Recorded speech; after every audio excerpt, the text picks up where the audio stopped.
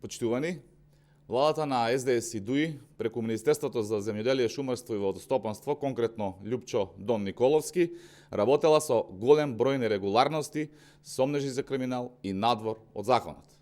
Постои основано сомневање дека во 2021 година е пуштено во промет брашно со вредност од над 2 милиони евра, без за истото уредно да бидат платени контролните марки во Министерството.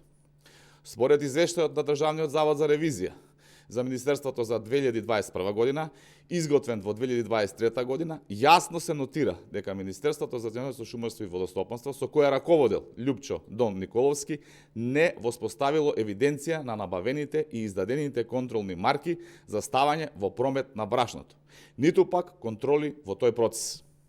Постои останал сомнеж дека Љупчо Дон Николовски и владата на СДС и ДУИ дозволиле во промет да циркулира брашно кое имало контролни марки кои не биле уредно платени во Министерството за земјоделие, шумарство и водостопанство.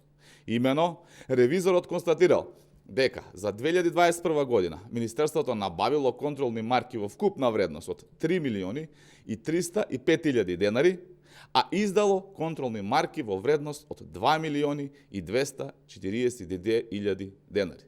Разликата во вредност која се јавува и не е евидентирана во Министерството, а се работи за издадени контролни марки без да се наплатат, изнесува 1 милион и 63 илјади денари, односно тоа се 5 милиони и 315 илјади контролни марки.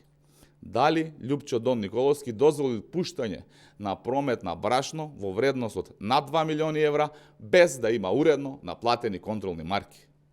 Кому му дал Љупчо Дон Николовски контролни марки за увоз на брашно без истите да ги платат?